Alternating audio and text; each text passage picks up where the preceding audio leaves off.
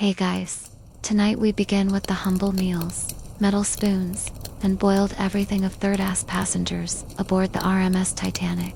Because while most people imagine caviar and crystal chandeliers, most passengers were lucky to get boiled potatoes that stayed in one piece. Far from the grand dining rooms of first class, with their fancy menus and wine lists that looked like Shakespearean plays, the third-ass dining experience was more about calories than elegance. But that doesn't mean it wasn't a little remarkable in its own boiled cabbage way.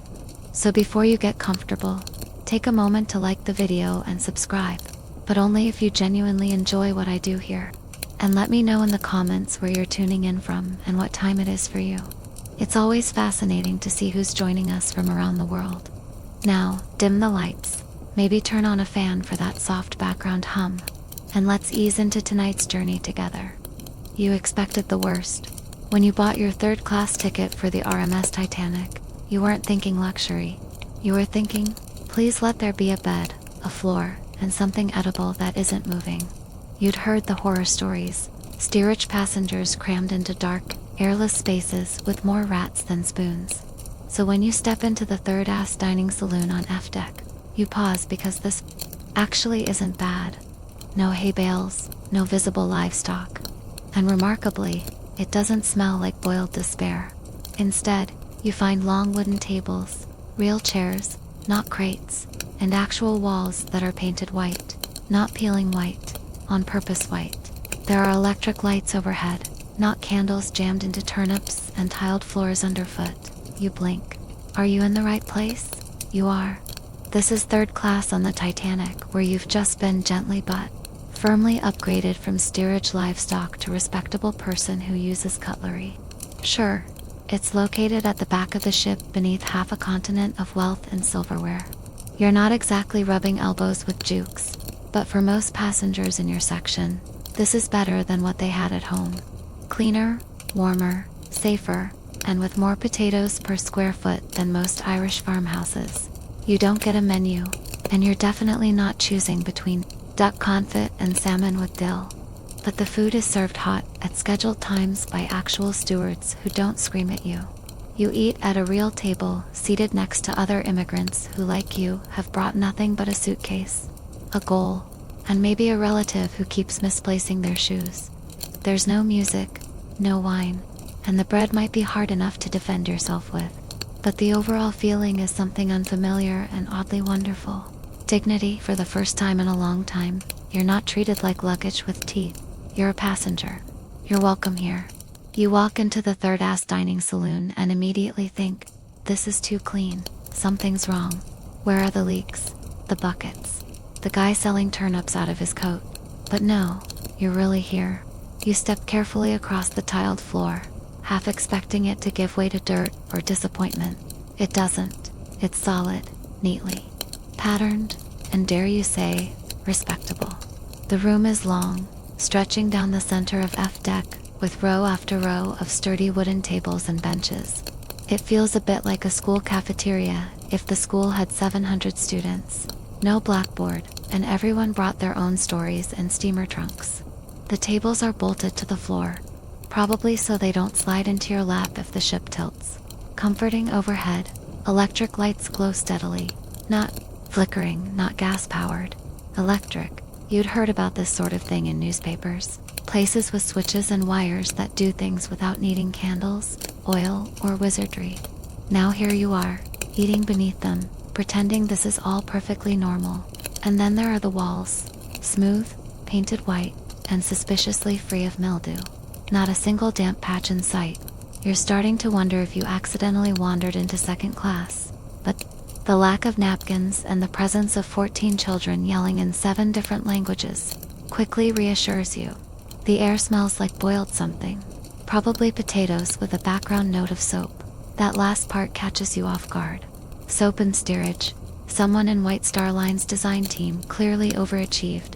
You sit down at a long bench, elbow to elbow, with people you've never met and will likely never understand.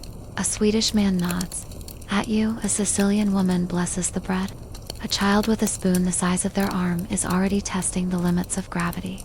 This isn't luxury, but it is order. Food served on time in a room with light and space, and the faint suggestion of hygiene. You eat together, shoulder to shoulder, not shoved into corners like cargo. And for someone who's crossed countries just for a chance at tomorrow, this dining room, it feels like you've already arrived. If you thought the Titanic's third-ass dining room served everyone at once, think again.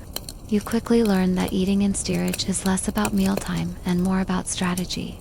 With over 700 passengers vying for stew and chair space, the only way to make it work is the dining equivalent of traffic control. Scheduled shifts. You don't get a printed timetable or a polite chime to guide you. It's more organic, a kind of group instinct, like birds.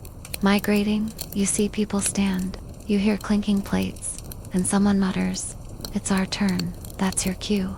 Your shift arrives. You squeeze in, you sit down. You don't ask how long you've got. The answer is less than you'd like. The early diners get everything hot and intact. Bread still softish, stew not, yet mysteriously congealed. These people move with focus like trained professionals. Their elbows are tucked, their spoons are decisive. It's impressive. Then there's your group, the middle wave. You're the folks who get the lukewarm stew, the chairs that wobble slightly, and the table that smells like regret and carrots. You tell yourself it builds character. And finally, there's the last shift, the stragglers, the stew survivors.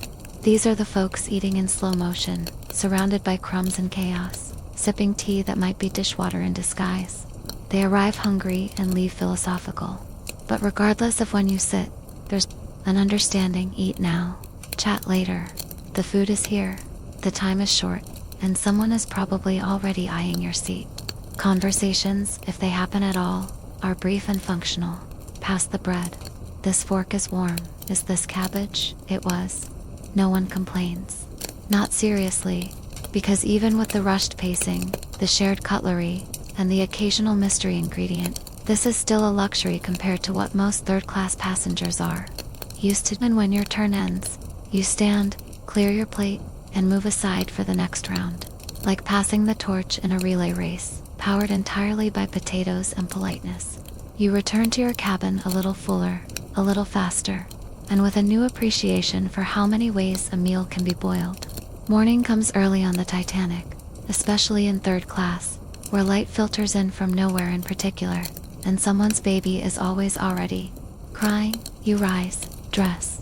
If you call rubbing yesterday's clothes flat, dressing, and follow the scent of hot carbohydrates toward the dining saloon. Breakfast is served. No bells, no butlers, no dramatic music, just the clatter of dishes and a steward who nods vaguely in your direction as if to say, "Yes, it's edible, probably." You take your seat and glance around. The mood is focused. It's too early for conversation, too late to go back to bed, and just the right time to eat something that will sit in your stomach like a loyal pet for the rest of the day. On the table, a generous portion of porridge, which has the consistency of warm wallpaper paste, but considerably more nutritional value. You don't ask what grain it is. No one does. It's hot, and that's what counts. Beside it, slices of bread that were definitely baked sometime this week. They're thick, plain, and slightly heroic in how determined they are not to crumble. A pat of margarine sits nearby, pretending to be butter, but fooling no one. Then there's the tea, eternal, reliable, and strong enough to bend a spoon. It arrives in a tin mug, steaming and slightly tannic with the flavor profile of boiled resolve. It pairs beautifully with the bread if your goal is hydration and emotional resilience. Some lucky tables get marmalade, a citrusy surprise that tastes like sunshine and sugar collided and were caught in a jar. If your table does get a jar, it's guarded like treasure and rationed like medicine. And despite the lack of variety, the meal is surprisingly sawdust. There's no bacon, no eggs, not even a sawed little sausage. But you feel nourished, stable, like your digestive system was just handed a warm blanket and told to get comfortable. This is the kind of breakfast that won't wow your taste buds, but it will keep you upright on a swaying ship with no elevator and too many stairs. By noon, your breakfast has fully settled into your soul, and your body politely suggests it's time for another round of starch-based diplomacy. This is the big one, dinner, which is what lunch was called back then. because Edwardians loved confusing future generations. You shuffle into the dining saloon, part of the second, or maybe third shift, who knows. Time aboard ship is measured in meal times, not minutes. The room already smells like steam, gravy, and optimism. The steward places a bowl of soup in front of you. It's hot, vaguely vegetable-like, and remarkably beige. No one's quite sure what's in it, not even the cook. But it's comforting in the same way a warm bath is comforting if the bath included turnips. Then comes the main event, a slab of roast beef. Generously described as roast because it was cooked with heat and beef, because it isn't poultry. It's firm, chewy, and determined to be filling. Alongside it, a mountain of boiled potatoes stacked so high you half expect a goat to start climbing them. There might be gravy, thick and salty, poured generously, not to flavor the meat but to protect your mers. It binds everything together like edible mortar. A few boiled carrots or peas roll onto your plate, adding color and the illusion of variety. There's bread again, of course, the Titanic equivalent of air. You use it to mop up your plate, signal for more stew, or just chew rhythmically until someone speaks to you.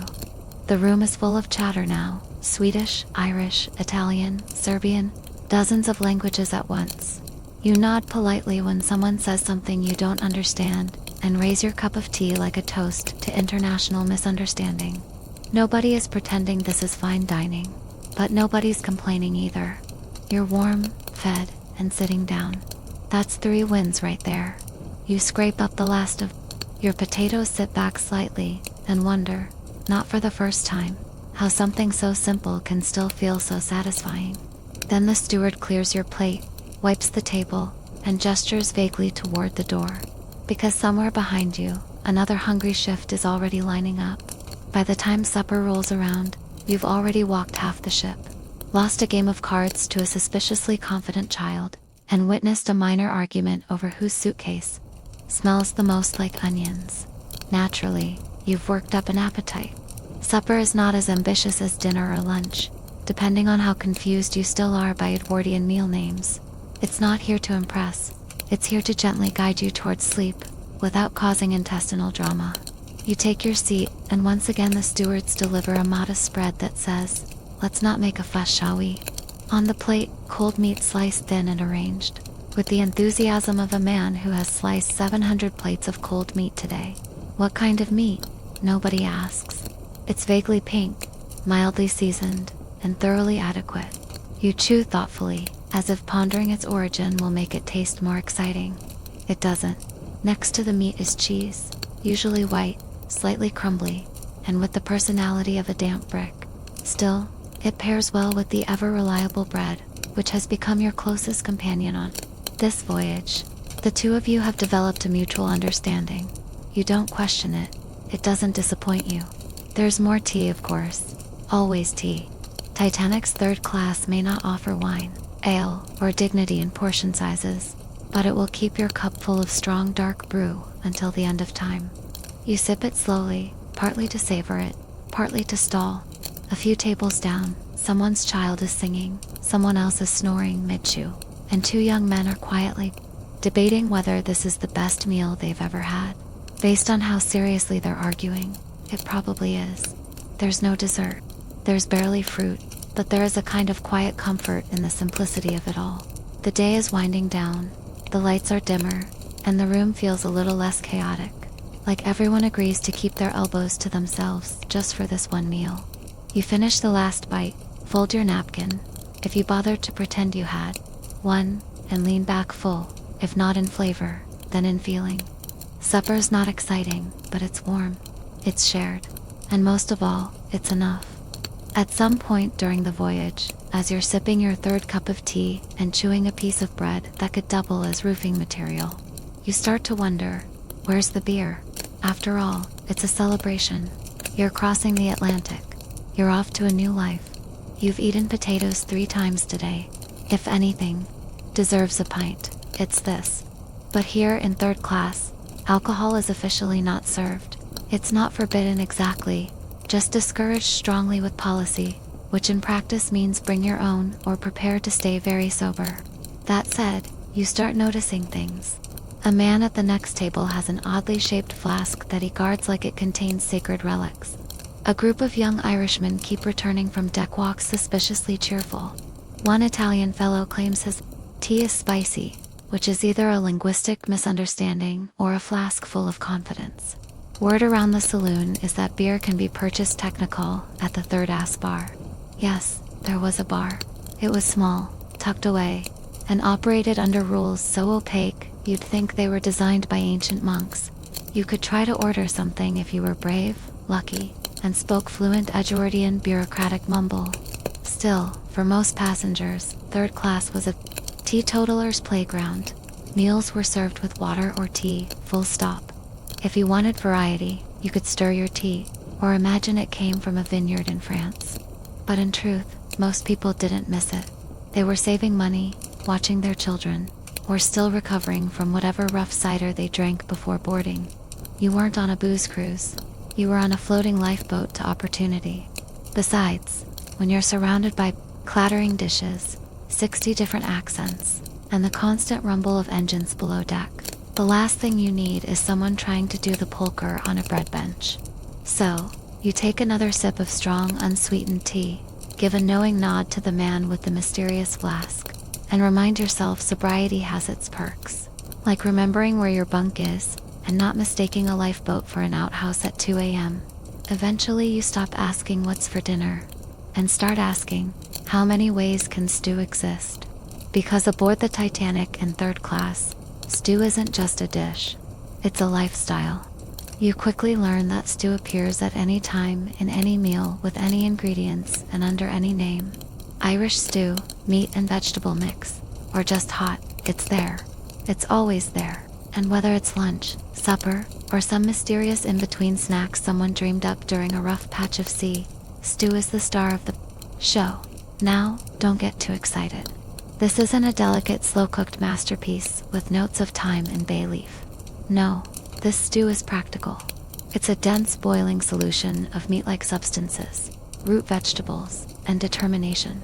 It tastes mostly of salt, resilience, and the ghost of a turnip. Still, it's not bad. It's warm. It's filling. It has a way of sticking to your ribs, which is another way of saying you'll still feel it tomorrow. And you're oddly grateful for that. Everyone around you treats the stew with respect. You'll see full-grown men staring into their bowls like philosophers, silently considering whether that chunk floating in the broth is mutton, beef, or just particularly muscular parsnip. You learn to eat it quickly, not because it's so delicious you can't wait, but because the temperature is best described as lava adjacent. If you don't catch it at the right moment, it'll either scald your tongue or solidify into something closer to cement. What's impressive is how the kitchen staff makes so much of it, enough to feed hundreds of passengers daily, all from what must be the world's most heroic cauldron. One imagines a sweating cook stirring the pot with an awe, muttering encouragement to the carrots. Of course there are no seconds. This isn't a buffet. You eat what you're given, smile politely, and pretend you didn't just bite into something that might have once been cabbage, or possibly shoe leather. Before your first meal aboard the Titanic, you might have assumed you'd be eating with your hands, or possibly a splintered stick someone carved into a spoon. After all, you're in third class, expectations are low, so it's a pleasant shock when a steward hands you actual cutlery. Not gold-plated, not engraved with a family crest, but clean, metal, functional, and most importantly, matching. You briefly consider framing it.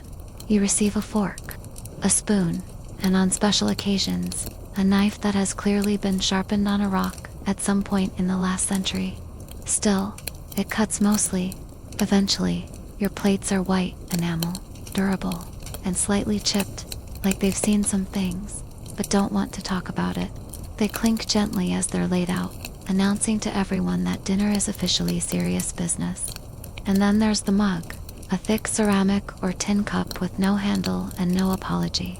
It holds tea, water, or whatever slightly suspicious liquid appears next. It is also unofficially a hand warmer, a percussion instrument, and when necessary, a weapon of light intimidation.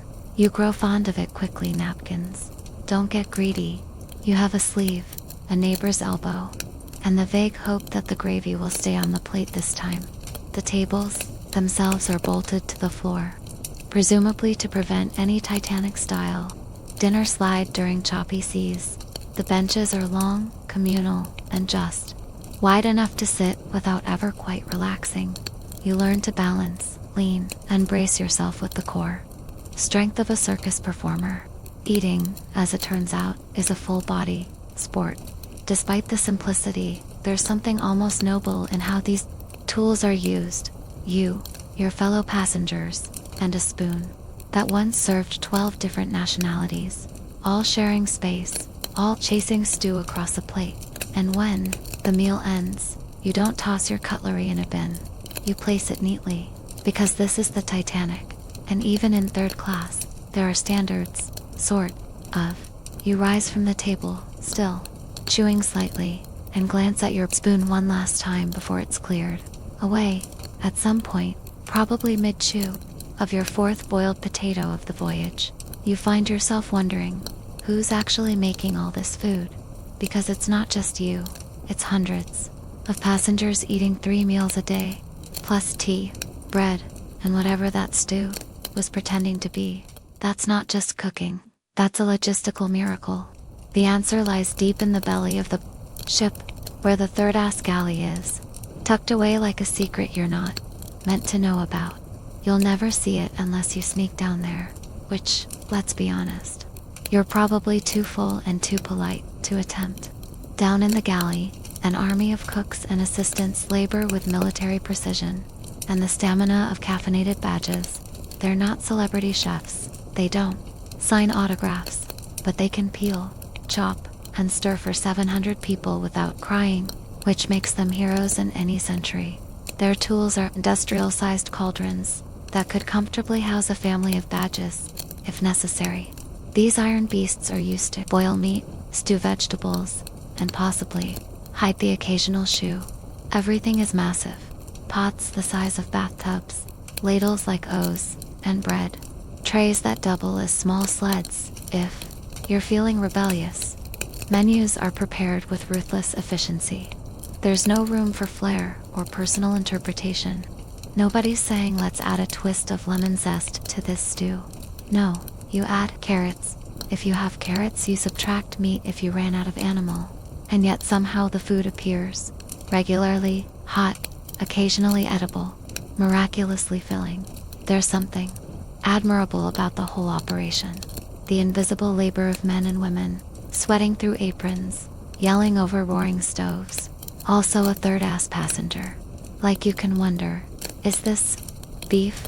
While smearing margarine on a slice of bread that predates the iceberg, you raise your spoon in quiet, tribute to them. They'll never hear your praise. They're too busy preparing 700 more servings of tea and possibly talking to the stew like it's a living being. But without them, this voyage would be a lot more miserable and a lot more raw.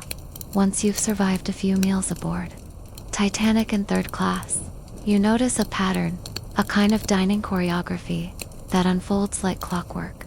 It goes like this: sit, nod, eat like the ship's sinking, leave. Because here's the thing, you're on a timer, not an official one, mind you. There's no steward blowing a whistle or flipping a sand glass. But when 700 people need to eat in a space built for half that, the pressure is real. Lingering over your cabbage is frowned upon the moment your food hits the table. It's a race between your appetite and the next shift. Everyone around you adopts a similar rhythm. Heads down, elbows tucked, spoons moving at survival speed. It's like synchronized chewing, less romantic, more utilitarian. Conversation happens, but only in brief bursts. A muttered, "Pass the bread, sharp, that's my cup," or the occasional philosophical debate over whether that was beef or just aggressively seasoned carrot. You try to make eye contact with the steward once, just to say thanks, but they vanish like ghosts, whisking away plates before you. Even set down your spoon. These people move with the stealth of ninjas and the focus of caffeine-fueled librarians. There's no time for social pleasantries, no small talk about weather or dreams, or the pros and cons of cabbage-based existence. Even laughter, when it happens, is hurried, as if joy has to squeeze in between bites of stew and Gulps of lukewarm tea. You've never respected digestion so much. Every swallow is an act of precision. You don't waste time chewing anything more than absolutely necessary. You've seen veterans around you dismantle a plate in 2 minutes flat and still have time to butter a second roll expertly. And just when you think maybe I'll sit a bit longer, just a sip of tea, someone behind you coughs politely, or not so politely. A clear signal. Time's up, stew soldier. So you rise, nod to the table a goodbye, ritual between strangers bonded by boiled roots, and step aside for the next group. In third class, meals aren't just nourishment. You might have boarded the Titanic expecting to eat with people who spoke your language, dressed like you, and maybe shared your fondness for root vegetables. But no, the third-ass dining room is less a quiet mess hall and more of a continental buffet of humanity. You sit elbow to elbow with strangers from everywhere. Ireland, Sweden, Syria, Italy, Poland, and some places you only vaguely recognize from a map you once saw in church. There's no seating chart. No one's organizing you by nationality or profession. It's just whoever showed up at the same moment you did, holding a spoon and a hopeful attitude at your table. A Swedish carpenter who eats with the precision of a surgeon. An Irish widow with 5 kids and the aura of a general, and a Serbian grandmother who communicates almost exclusively through eyebrow raises and disapproving glances at the bread. No one knows each other, but within 5 minutes, you all become part of an unspoken contract. Don't take more than your share. Laugh quietly and never judge anyone's technique with margarine. The languages around you collide into a symphony of mutters, mumbles, and half smiles. You might hear 5 different prayers before the soup even hits the table. Sometimes people translate for one another. Sometimes you just shrug and pass the salt, which might not actually be salt, but you're too polite to ask. Occasionally someone tries to make conversation beyond the standard stew commentary. It's usually about where you're going, who you left behind, or whether you think this bread could stop a bullet. You respond carefully, because even without words, everyone here is balancing excitement and fear in equal portions. It's a strange kind of intimacy, sharing a table with strangers on a ship in the middle of the Atlantic. None of you entirely sure what you'll find on the other side, but somehow the stew helps. It's universal. It transcends borders. It brings people together through the shared struggle of figuring out what's floating in it. You leave the meal without knowing everyone's name, but you remember the way the Italian girl laughed, how the Norwegian boy shared his marmalade, and the way that Serbian grandmother silently judged your spoon grip. By now you've grown accustomed to third-ass dining, the stews, the tea, the thrilling unpredictability of meat, origins. But eventually, curiosity creeps in. You start wondering what the upper decks are up to. Specifically, what are they eating, and more painfully, what aren't you? For starters, there's no dessert in third class. Not even a tired pudding. Pretending to be festive. You get bread. You get stew. You get the occasional mystery vegetable. But if you want something sweet, you'd better hope someone dropped a raisin on the floor. Meanwhile, first-class passengers are up. They're enjoying 10-course meals with names you can't pronounce and ingredients that sound fictional. Peach, compost with chartreuse jelly. You'd settle for a baked apple and a nap. There's also no menu choice. You don't get to request your favorite dish. You eat what's given to you. No substitutions, no customizing, no questions. If you don't like the stew, you can write it a stern letter and move on. No waitstaff introductions, either in first class. Stewards probably whisper things like, "Your roast, madame, aged precisely 21 days. In third class, a man sets down your plate and disappears like a ghost in an apron. And forget about table linens, centerpieces, or candlelight. Your table is wiped down with whatever's available, possibly someone's sleeve, and you're lucky if your spoon isn't still damp from someone else's tea. Alcohol. Still know we've covered this, but it stings a little more when you hear about the elaborate wine pairings upstairs, while you're still wringing flavor out of your third cup of tea. Even fruit is a rare sight. In first class, they're nibbling grapes and slicing oranges with golden forks. Down here, You'd cause a stampede if you pulled a banana out of your pocket. And yet, despite the absence of trimmings, the lack of flair, and the general scarcity of dessert, the third-ass dining room never feels bitter, just pragmatic. You might not get the frills, but you get fed, you get warmth, you get company, and you get that one satisfying moment where someone passes the bread without being asked. By now you've settled into a kind of rhythm. Wake, eat, avoid stampedes of children. Repeat. The meals may be simple, but they arrive on time and they keep your stomach quiet mostly. And then comes Sunday, April 14th. You don't know it yet, but this will be the last supper ever served in Titanic's third-ass saloon. Dinner that evening is on paper unremarkable. More stew, more boiled potatoes, maybe a bit of roast pork if the kitchen staff were feeling fancy. You notice the bread is a little fresher. Or maybe it's just your imagination trying to inject sentiment into a dinner roll. People eat, as usual, hungrily, efficiently, quietly. There's laughter in the air, a couple celebrating their engagement, a boy showing off a harmonica, and someone just spilled tea on a child who's now thrilled to have attention. No one suspects anything. Why would they? You chat briefly with the man next to you, something about where you'll land. In New York, you joke that if the ship keeps feeding you like this, you might arrive heavier than when you boarded. It's not a great joke, but it earns a chuckle.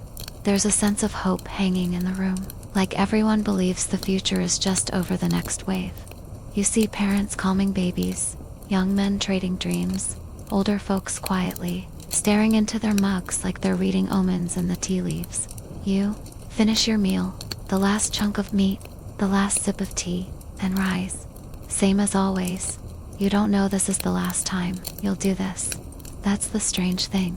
Final moments rarely announce themselves. You return to your bunk, thinking about breakfast. You wonder if they'll serve marmalade again. You hope you're in the early shift. You're pretty sure you're finally learning how to butter the bread without splitting it in half like a poorly built raft. Outside, the ship steams forward into the North Atlantic. Night inside the third-ass dining room sits quiet, empty, clean. No one knows it's over. Not yet. After everything, the stew, the tea, the bread you could patch a roof with, what remains? You survived on food that wouldn't win. Prizes served in shifts, without menus, and without much ceremony. And yet, it fed you. Not just your stomach, but something quieter, something harder to name. When news of the sinking spread, the world's attention naturally turned to the grand staircase, the gilded dining rooms, the orchestra playing as the ship went down. Understandably dramatic. But somewhere below all that, on F deck, in a plain white-walled room, with tiled floors and benches bolted to the ground, there were stories, too. Third-ass passengers weren't sipping champagne. They were clutching bread, rolls wrapping coats around sleeping children, and wondering how anyone could drown in something as big and modern as Titanic. Some would later recall the dining room as the last place they sat in peace, the last place they felt hopeful, the last place where everything was still ordinary. Of course, much of it was lost. Tables, benches, pots, the size of bathtubs, all swallowed by the sea. The menus were never printed, the soup recipes never published, and no one took photographs of your spoon. History rarely asks what the humble were eating, but if you listen, you can still hear not just the clang of cutlery, but the clatter of languages, the bubbling of stew, the quiet thanks before meals. You hear mothers cutting bread into equal parts, fathers pretending to like cabbage, children licking tin cups and laughing at nothing. That dining room was never fancy. It didn't try to be. It was functional, warm, and maybe a little too enthusiastic about potatoes. But it was also shared, enduring, and human. In a ship divided by class, it was a rare space where community bloomed, without linen, wine lists, or orchestras. And though it sits at the bottom of the Atlantic now, somewhere, under a century's worth of water and myth, that room and those meals mattered. In 53 BCE, one of the greatest mysteries of Roman military history began with a disaster. Marcus Licinius Cassius Rome's wealthiest man and a member of the first triumvirate alongside Julius Caesar and Pompey, led 7 legions eastward into Parthian territory. His goal was simple: to gain military glory and secure Roman dominance in the east. But instead, he marched into catastrophe. At the Battle of Kahai near the edge of modern-day Turkey, Kraus found himself face to face with the Parthian Empire, masters of desert warfare and horse archery. Despite commanding roughly 40,000 Roman troops, Crassus had underestimated his enemy. The Parthians, led by General Serene, brought only about 10,000 cavalry, but their mobility and relentless volleys of arrows proved devastating. Roman formations built for close quarter combat and set-piece battles were helpless in the open plains. Over 2 days the Parthians encircled and decimated the Roman forces. Kraus' son, Publius, died early in the battle. Surrounded and overwhelmed, Kraus himself was lured into a peace negotiation and executed, his head allegedly used in a Parthian theatrical performance as a prop. By the end, some 20,000 Romans were dead, but another 10,000 or more were missing, not dead, not recovered, simply vanished.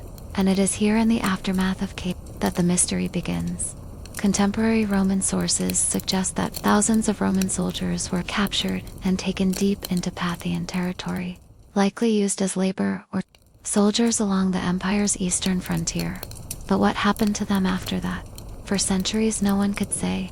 Then, many years later, Chinese records would surface, mentioning strange foreign troops with unusual fighting formations. Troops who fought in a style not known to any Asian army of the time. Could these missing Romans have made it even farther east into Central Asia, or even China itself? The idea sounds like historical fantasy, but the silence surrounding these vanished soldiers has only deepened the intrigue. They were not ordinary prisoners. They were trained legionaries, disciplined, skilled, and valuable. And in the ancient world, such men were often reused rather than wasted. Thus began the legend of the lost Roman legion. And as strange clues began to emerge from ancient Chinese texts and Central Asian towns, historians started to wonder, had Roman soldiers truly made it to the Far East, or was it all myth, built on the bones of a battlefield? After the catastrophic defeat at Kar, the Parthians were left with thousands of Roman captives, possibly as many as 10,000 men. These were not auxiliary forces or raw recruits. They were seasoned legionaries, the backbone of the Roman military machine. And while Rome mourned its dead and seethed with rage, the Parthians saw opportunity. Rather than executing or enslaving all the survivors, Parthian leaders, particularly General Serene, chose a more strategic approach. They dispersed the prisoners across their empire, settling many in the northeastern borderlands, far from the Roman frontier. Ancient sources suggest some of these soldiers were relocated to Margana, modern-day MV in Turkmenistan. This oasis city, located near the edge of the Central Asian steppes, was a vital eastern outpost for the Parthian Empire. There, it's believed, the Romans were integrated into the local military infrastructure. The Parthians were not fools. They had seen firsthand the effectiveness of Roman discipline, formations, and engineering. Using these men as border guards, construction laborers, or even as special units in their own armies made practical sense. Mariana, constantly threatened by nomadic invasions, would have been an ideal location to station foreign troops, far enough from their homeland to prevent rebellion, but close enough to defend the empire's fringes. But here, the historical record grows. Silent Roman writers, like Plutarch, mention the defeat, the humiliation, and the death toll, but very little about the fate of the captured Parthian. Records, sparse and fragmented, offer little in return. The soldiers seem to vanish into the desert sands. It's from this silence that speculation grows. Some suggest that the Romans intermarried with locals, gradually losing their identity over generations. Others believe that a core group remained cohesive, retained their military structure, and continued to serve as a mercenary or auxiliary unit, far from Rome's reach. And yet, centuries later, curious reports begin to appear in Chinese historical records. These documents describe a mysterious group of warriors who used a fish scale formation unlike anything seen in traditional Asian warfare. Could these accounts be referring to those same Roman captives? If so, then the Roman legionnaires who marched to Kir, expecting golden conquest, may have instead helped shape the history of a distant land forgotten by the empire they once served.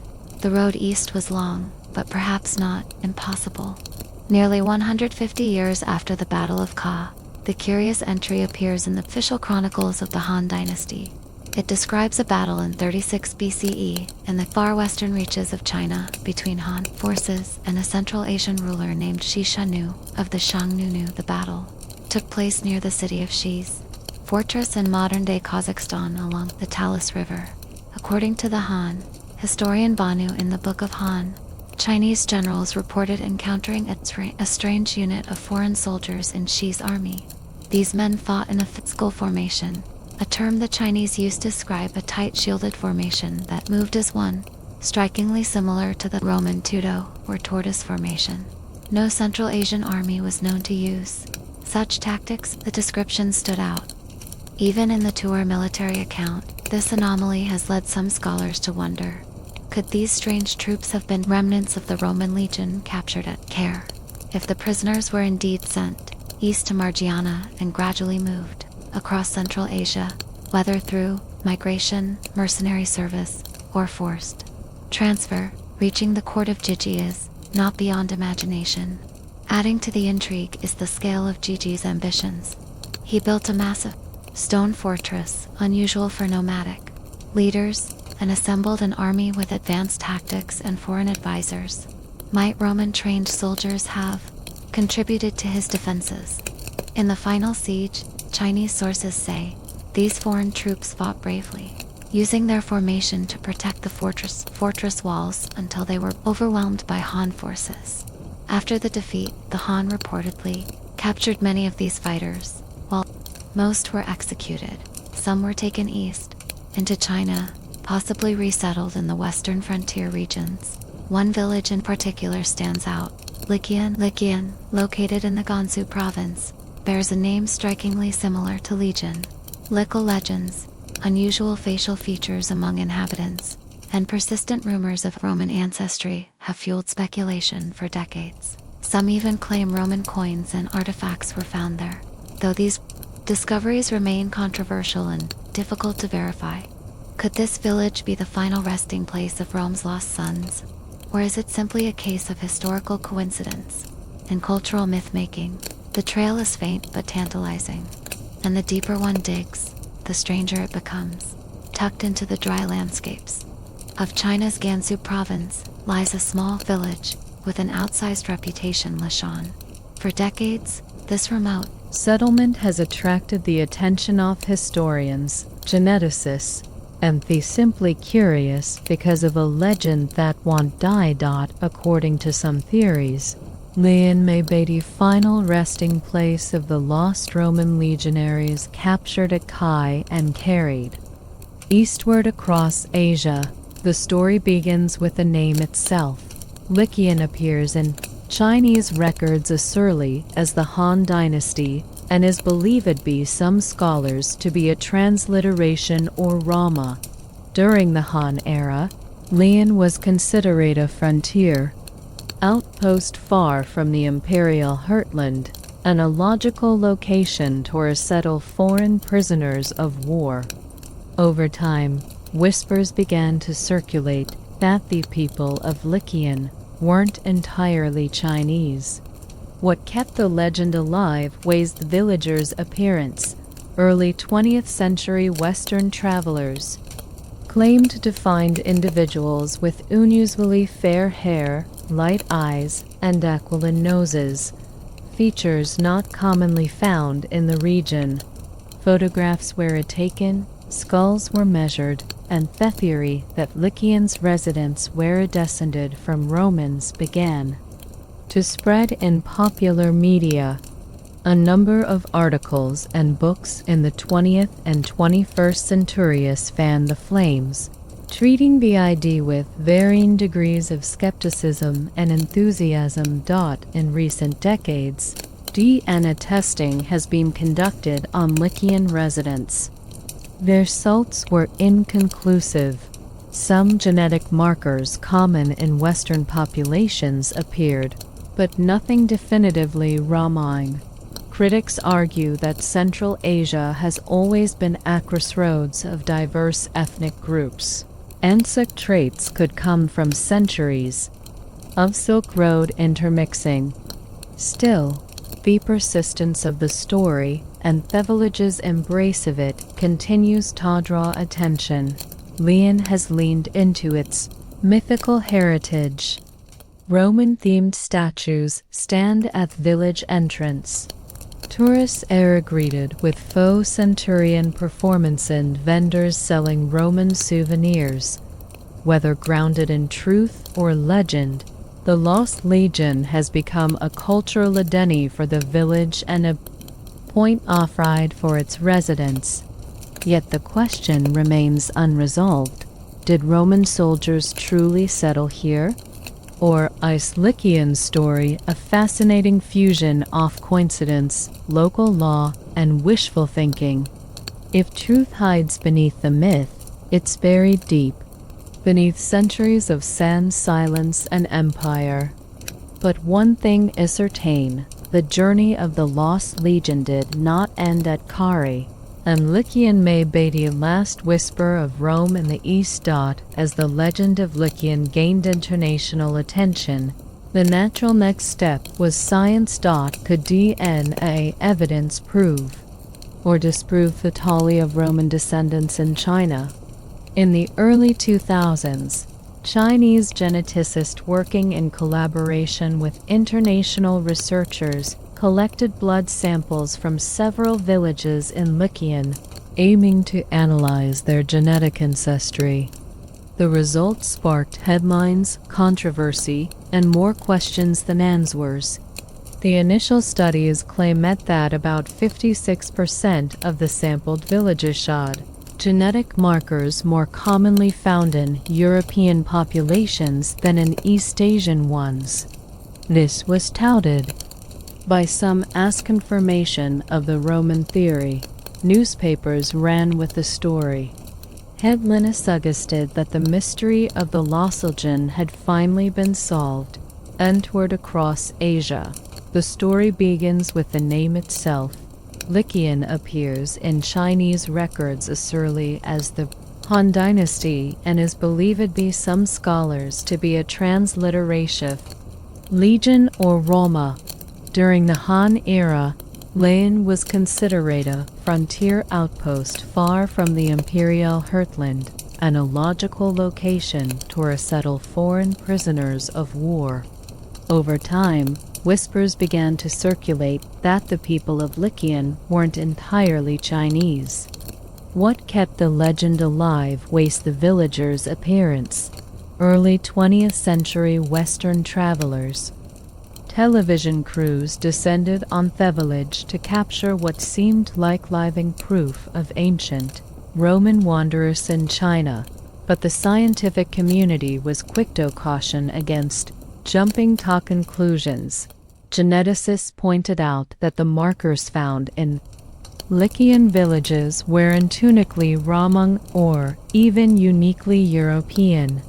Central Asia has been a melting pot for millennia, with people moving east and west across the Silk Road long before and long after the Battle of traders, mercenaries, nomads, and migrants could have brought those genes into the population at any point.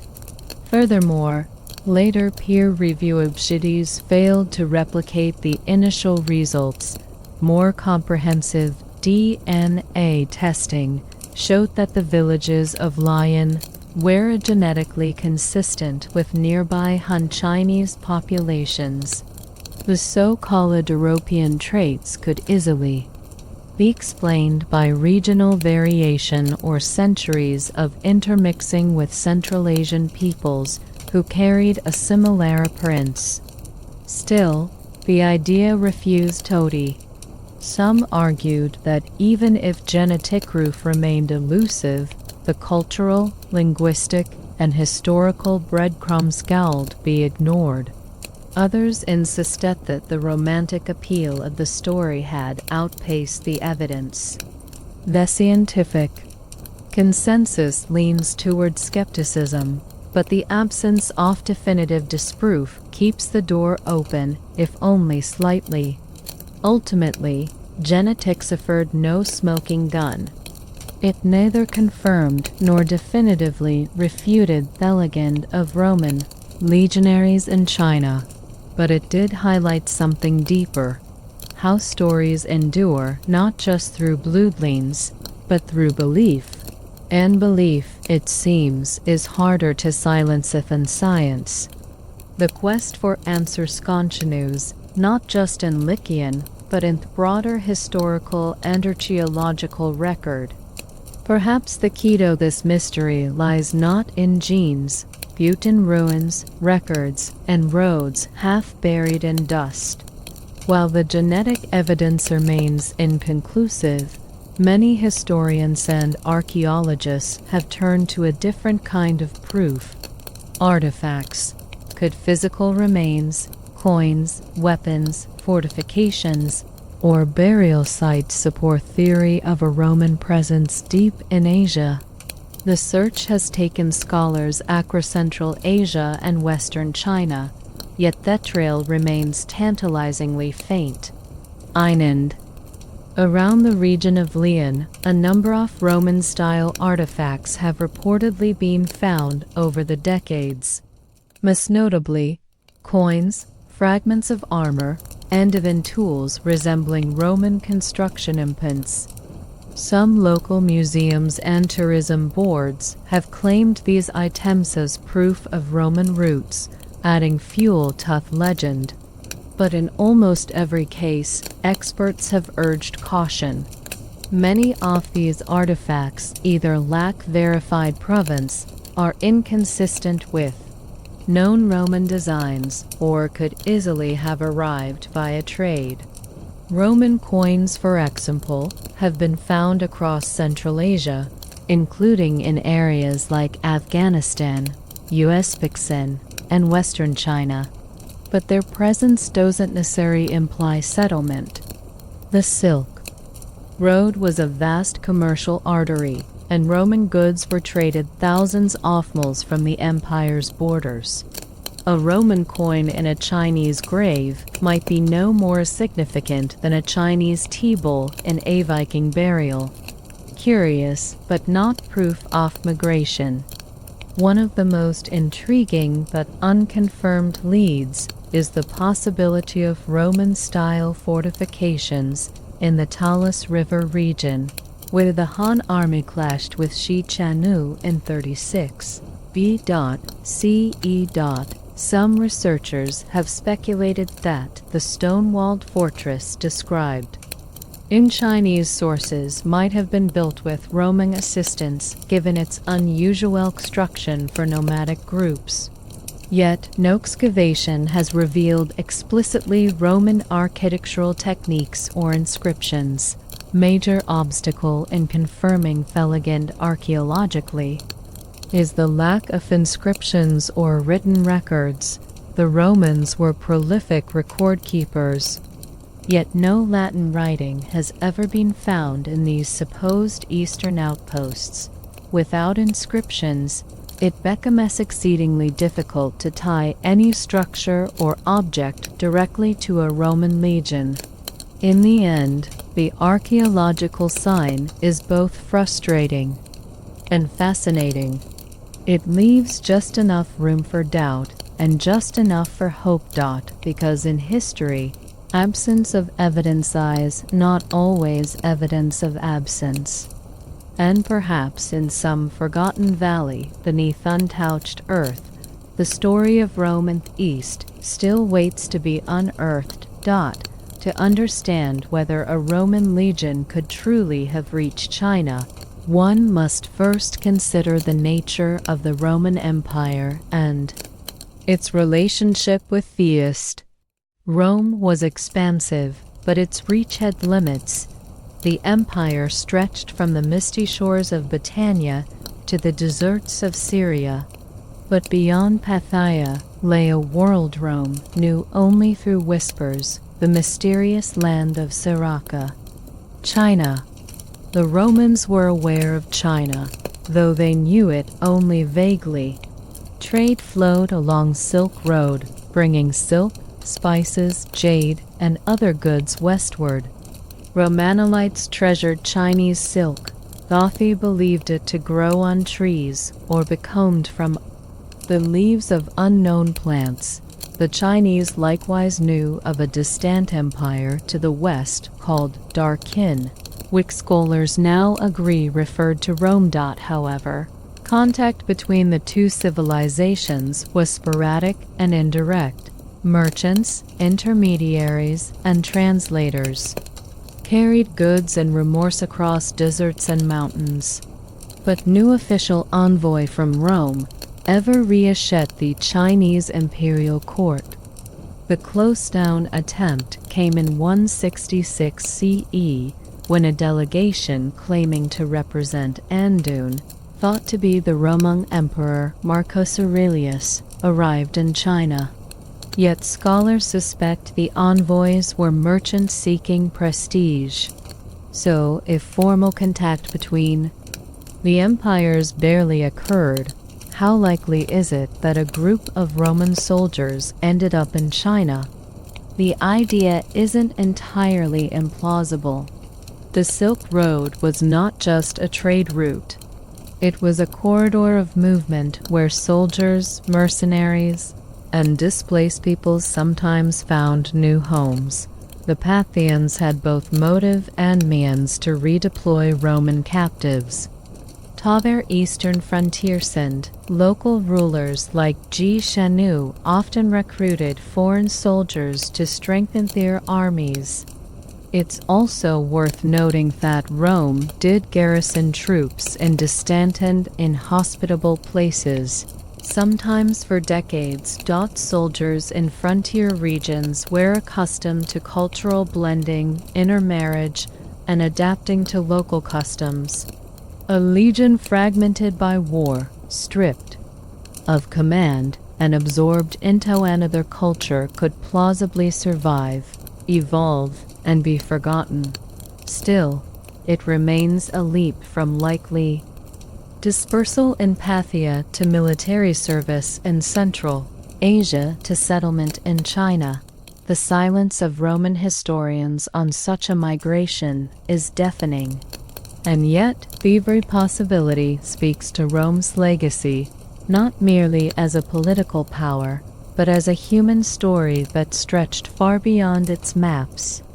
And if such a story did occur, its final chapter may not beboot Rome or China at all, but a Butho myth and memory entwine. The legend of the lost Roman legion in the East endures, not because of overwhelming evidence, but because it occupies that tantalizing space between what is known and what might be true. It's a story of possibility, one that appeals to historians, romantics, and adventurers alike. The very idea of Roman soldiers settling in a far-off land, building new lives under forinskis, is irresistible. For centuries, empires have been built in conquest, but remembered through legend. And the tale of the Lost Legion has all the right ingredients: a dramatic defeat, a vanishing army, ancient records hinting at strange foreign troops, and a distant village whose residents seem just different enough to stir the imagination. The fact that no hard proof has ever emerged only adds to its mystique. Every gap in the historical record becomes an invitation for speculation, but myth is not without value. Even if no Roman soldiers ever set foot in Lyon, the story reveals how cultures construct identity through narrative. For the villages of Lyon, the Roman connection, however speculative, has become part of their heritage. It has shaped local tourism, scholarship, and even personal pride. Likewise, for Romans past and modern readers today, the idea that a Roman military thread might have been woven into the fabric of China challenges our understanding of what Rome was. It's also a story about the nature of memory, how wars are remembered, how the defeated are forgotten, and how the human instinct to explain the unexplainable turns silence into legend. That 10,000 trained Roman soldiers could disappear entirely is hard to accept. So we imagine that they didn't vanish. They transformed. They marched not westward in retreat, but eastward into destiny. Modern technology may one day confirm or dismiss the legend definitively. But until that day comes, the Lost Legion remains a powerful symbol of endurance, of cultural diffusion, and of the deep currents of human movement that defy neat boundaries. If nothing else, the legend reminds you that history isn't always written in stone. Sometimes it survives in the echoes of ancient roads, in forgotten languages, in the tilt of an eye or the curve of a shield, and in the stories we choose to tell. And that brings us to the final question. Does it really matter if the legend is true? If it has already become real in the minds of so many? Whether ornate Roman soldiers ever reach China, the history of the Lost Legion has carved out a legacy far greater than a mere footnote in military history. It has sparked decades of inquiry, redefined the boundaries of cross-cultural contact in the ancient world, and shown how a single event key can echo across continents and centuries. At its heart, this legend is not just about missing soldiers. It's about the limits of empire, the resilience of people, and the strange places where cultures intersect. Rome, for all its roads and conquests, was never isolated. Nor was China. The Silk Road stitched together far-flung worlds, not only through goods, but through ideas, languages, beliefs, and people. Soldiers, merchants, diplomats, and captives crisscrossed Eurasia in ways historians are still uncovering. The story also forces us to consider the shape of historic memory. Ancient sources rarely follow upon the fate of common soldiers, especially after a defeat. But that doesn't mean their stories ended at the last recorded battle. Many were absorbed into new worlds, leaving no record behind. Yet some of them, through custom, tradition, or genetic footprint, may have helped shape the cultures they were absorbed into. The legend of the Lost Legion isn't merely a historical riddle. It's a metaphor. It reflects how empires rise and fall, but people adapt. How trained fighters can become farmers, fathers, or foreigners. How the Roman eagle carried to the ends of the earth might not have returned to Rome, but might have taken root elsewhere in Leon. Truth and myth have fused. Whether the village holds the bloodline of Roman legionaries or not, its people have inherited the story and chosen to make it part of their identity. And in doing so, they've become a living example of history's most enduring lesson, that the past isn't static. It evolves, reshaped by every generation that tells its story anew. So maybe the Lost Legion never built a fortress in China. Maybe it never adopted the Tudor-Benef banners. Maybe it simply vanished, but the mystery lives on, not in ruinous DNA, but in the quiet belief that the story is full of roads not taken or simply not yet found. And perhaps somewhere beneath ancient soil, Thebans of Rome still wait, long before the names of Socrates or Confucius echoed through history, a woman in ancient Mesopotamia carved her place into the foundation of human intellectual heritage. Her name was Enheduanna, and she is widely considered the first known author in world history, man or woman. She lived around 2300 BCE in the city of Yar in what is now southern Iraq. More often a religious figure, she was a priestess, poet, political thinker, and scholar who shaped the spiritual and intellectual life of her civilization. Enheduanna was the daughter of Sargon of Akkad, the ruler who united the Sumerian and Akkadian city-states into one of few worlds. First empires. Appointed as the high priestess of the moon god and Nana in the city of Enheduanna, wielded immense influence in both religious and political spheres, but it was her voice preserved in clay tablets that ensured her place in intellectual history. She wrote a series of temple hymns and theological poems, including the famous Extation of Inanna, which not only praised the goddess of love and war but also spoke to Enheduanna's personal devotion, struggles, and insights. Her writings are rich with metaphor, structure, and emotion. They reflect a mind capable of merging theology with statecraft, poetry with power. Enheduanna wasn't writing anonymously. She signed her works declaring, "I, Enheduanna, compass this." That act of claiming Gauthorpe was revolutionary. It asserted a woman's voice in a domain dominated by kings, scribes, and priests. Her compositions weren't passive rituals. They were frameworks of ideology. They helped standardize worship across Sumer and Akkad, subtly supporting her father's political integration of diverse peoples under one empire. Even more remarkably, her work was copied and studied for centuries after her death. Some of her poems survived well into the Babylonian period, used in scribal schools as models of literary excellence.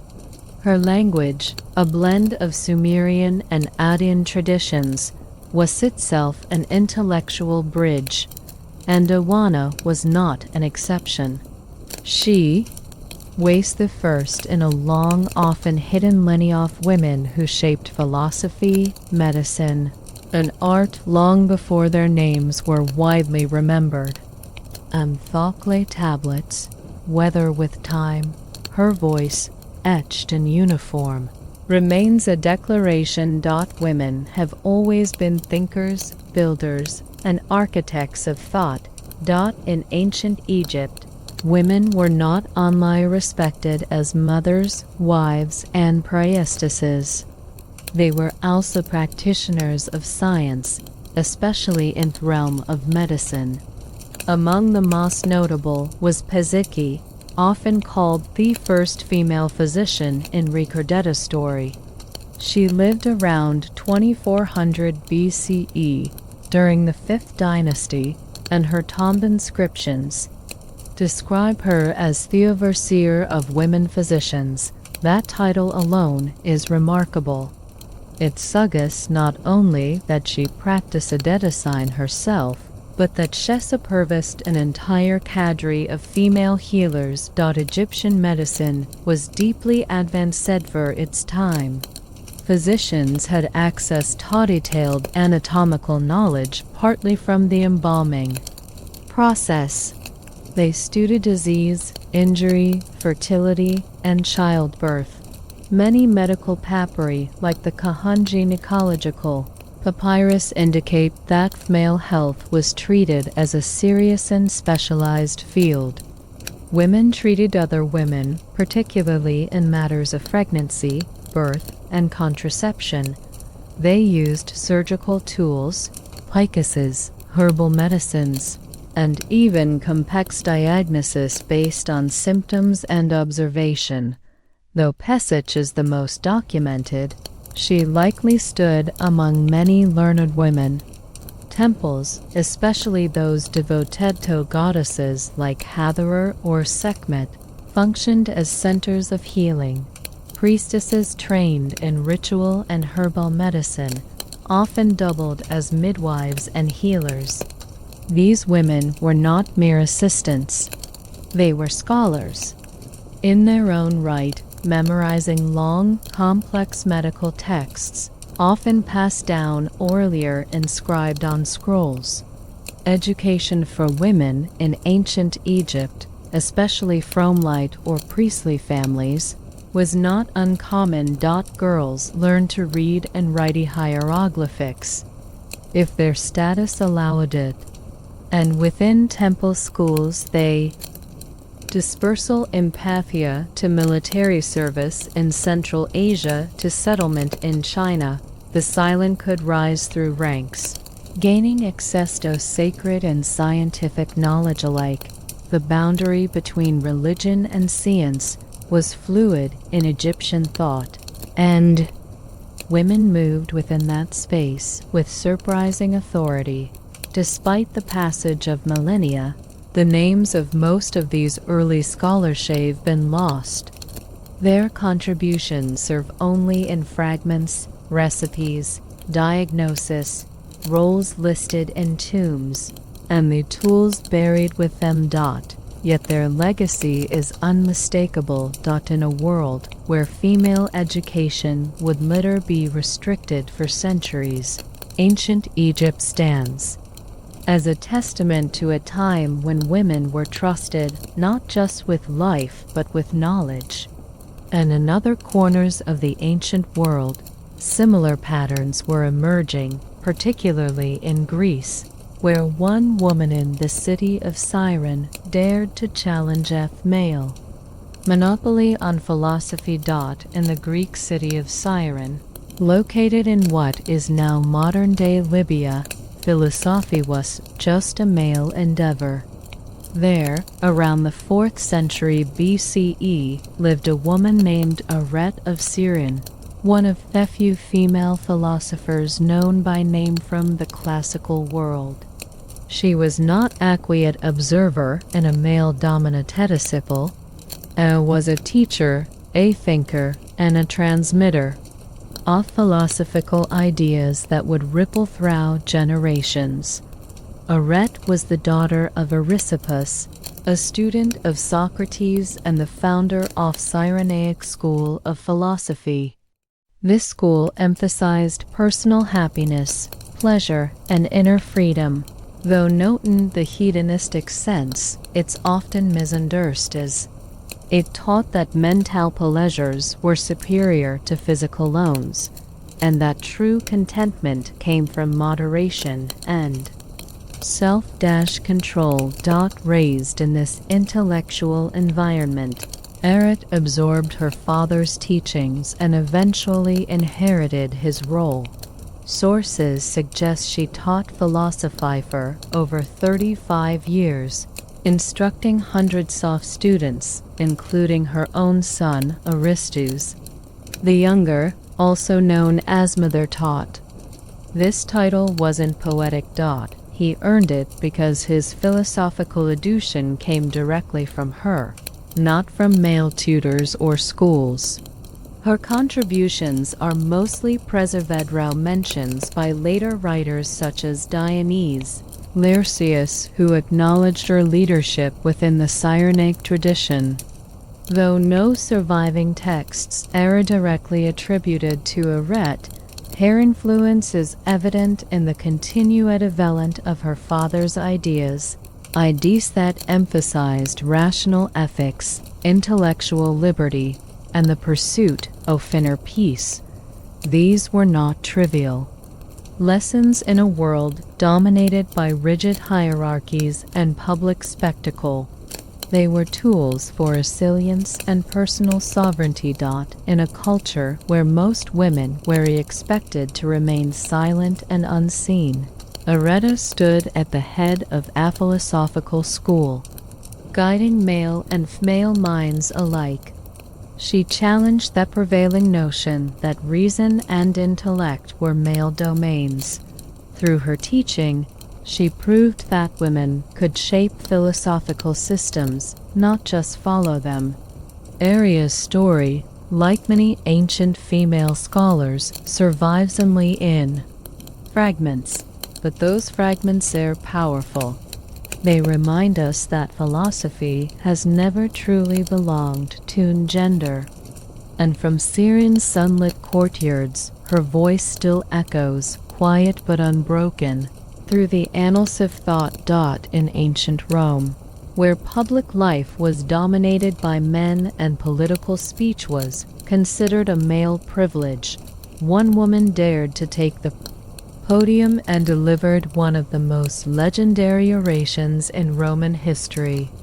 Her name was Hortensia, daughter of the famed orator Quintus Hortensius Hortalis, and she became a scholar of rhetoric in her own right. But she was more than a student of speech. She was a woman who used her voice to challenge the Roman state itself. The year was 42 BCE. Rome was in political chaos. Julius Caesar was dead, and his successors, Octavian, Antony, and Lepidus, needed funds to wage war against his assassins. To raise money, they proposed taxing eutheist Roman citizens.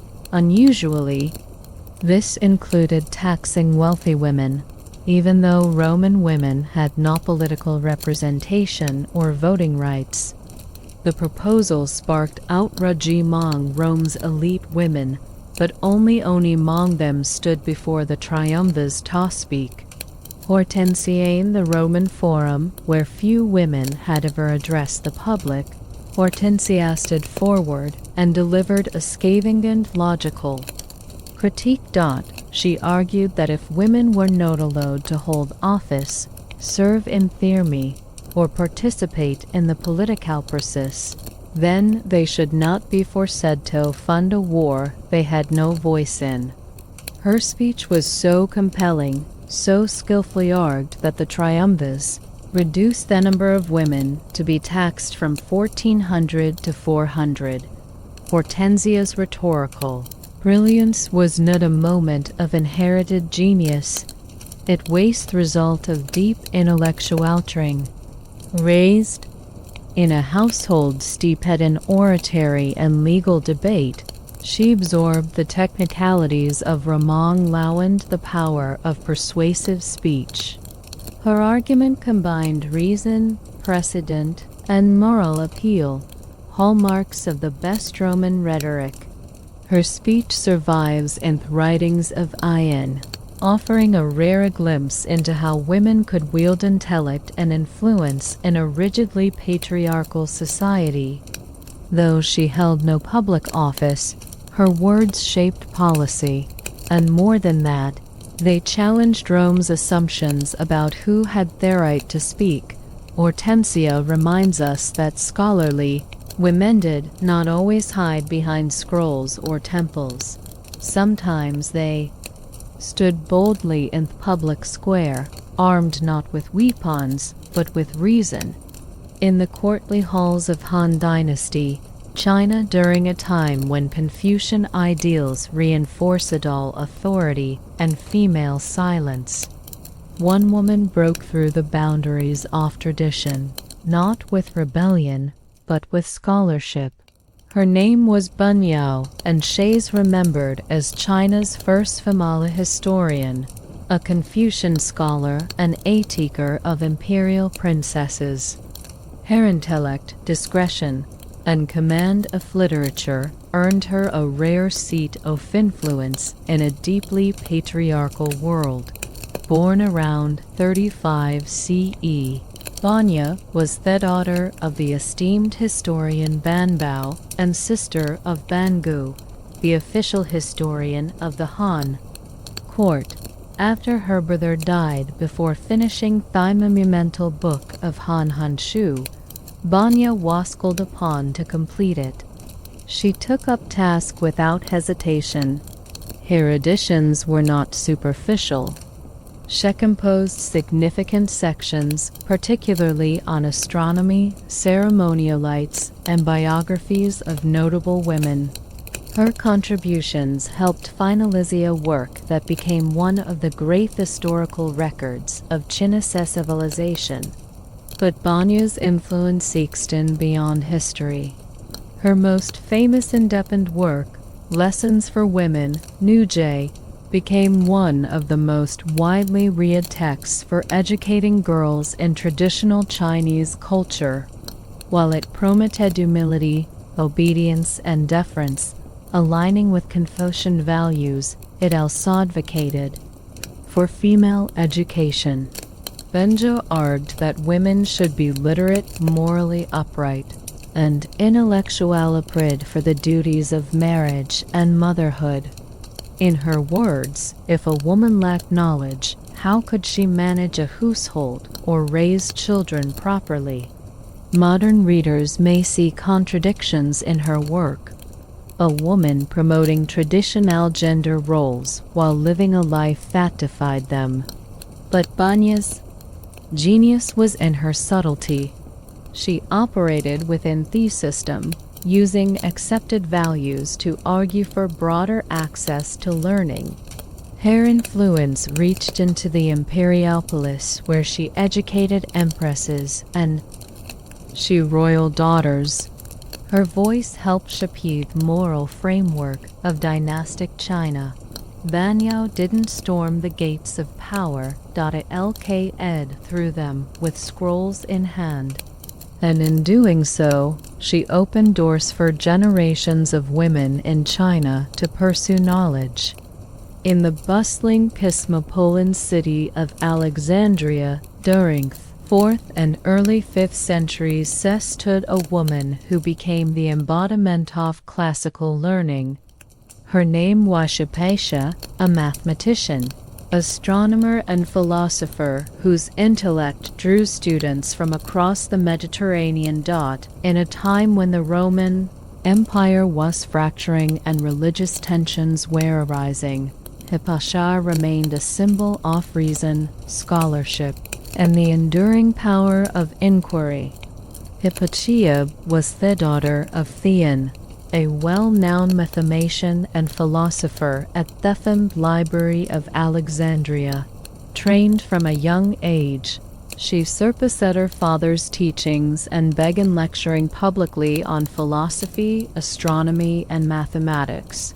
She taught Neoplatonism, a school of thought that emphasized logic, ethics, and the pursuit of truth through reason, a continuation of Plato's intellectual tradition.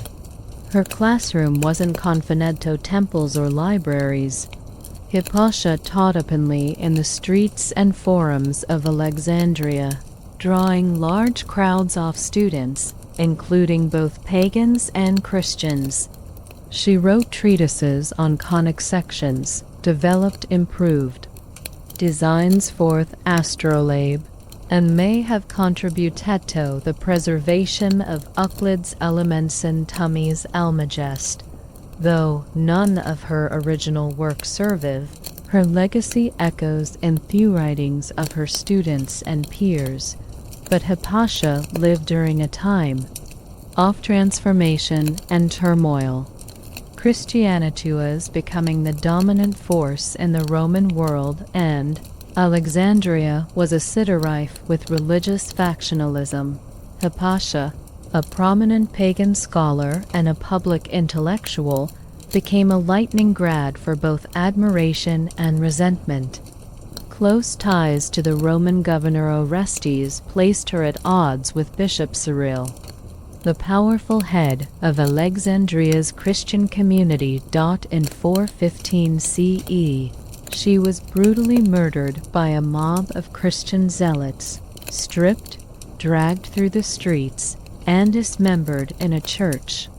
Her death symbolized more than the end of her life. It marked the symbolic fall of classical learning in the West and the beginning of a darker intellectual era. Yet, Hypatia's memory endured. Medieval Arab scholars referenced her contributions. Enlightenment thinkers celebrated her as a martyr for reason. And today she stands as a lasting icon of female scholarship and scientific courage. In the scholarly world of ancient Judaism, where male rabbis dominated public discourse and interpretation of sacred texts, women were often excluded from formal education and legal authority. Yet even within these strict boundaries, Jewish women found subtle but enduring ways to participate in and shape the intellectual life of their communities. Though rarely recorded as rabbis or sages, their voices appear in rabbinic texts, midrashic commentary, and oral traditions, offering glimpses into a hidden world of female scholarship. One such figure was Bariah, a legendary woman from the Talmudic era, believed to have lived during the 2nd century CE. She was the wife of Rabbi Meir, one of the most respected sages of his time, and the daughter of Rabbi Hananiah ben Adon, a martyr. Under Roman persecution, Bariah was known not only for her piety and moral strength, but also for her deep knowledge of Jewish law. The Talmud credits her with debating halachic points with male scholars and besting them in argument, a rare recognition for a woman in that era. In one passage, she corrects her husband's interpretation of a verse from the Psalms, offering a more compassionate reading. In another, she disputes the assumptions of a fellow rabbi, using textual logic to dismantle his position. These stories were no allegories. They were acknowledgments, however exceptional, of women's capacity for intellectual engagement in sacred law. While women were generally barred from yeshivot, formal Jewish me's, they were often educated in the home. Especially in prominent families, daughters of scholars were taught to read Hebrew and Aramaic and to study Torah and ethics. These women preserved and transmitted traditions through storytelling, questions, and commentary, shaping the spiritual framework of their children and communities. Later rabbinic commentaries include references to named women who offered insights into legal debates, medical knowledge, and ritual practice. Some of those contributions survive only as annotations or footnotes in larger manuscript works. Yet their presence is undeniable. They form a mosaic of memory, scattered and incomplete, but rich with meaning. In a culture centered on study, Jewish women found ways to enter the conversation, not by breaking down the gates, but by speaking through them. In ancient India, long before printed books or formal universities, philosophy, poetry, and spirituality flowed through old tradition, and in that river of wisdom, women were not silent passengers. They were voices, composers, questioners. Among the earliest and most powerful were the female sages of the Vedic and early post-Vedic periods, women whose verses still echo through Hindu, Jain, and Buddhist traditions. One of the most striking examples comes from the Rig Veda, one of the oldest sacred texts in the world. Among its thousands of hymns are those attributed to women known as Rishikas, female seers. Lamudra, Gosha, Apala, and others are credited with composing hymns. They explored metaphysics, ritual, and inner experience. Lamudra, for instance, engaged her husband, the sage Agastya, in spiritual dialogue, challenging him to reconcile Oedipusism with the life-off senses. Her verses reflect not only poetic grace, but philosophical boldness. Centuries later, during the rise of devotional bhakti movements across South Asia, female poet saints again emerged this time with deeply personal and mystical compositions. In Tamil Nadu and Dull, a young girl adopted by a priest wrote passionate hymns to Lord Vishnu that blended theological insight with emotional intensity. Her works are still sung today in South Indian temples. In the north, women like Mirabai, though living in the medieval period, drew from ancient traditions. Born into a royal family, Mirabai rejected social conventions, sang of her spiritual marriage to Krishna, and wandered as a devote.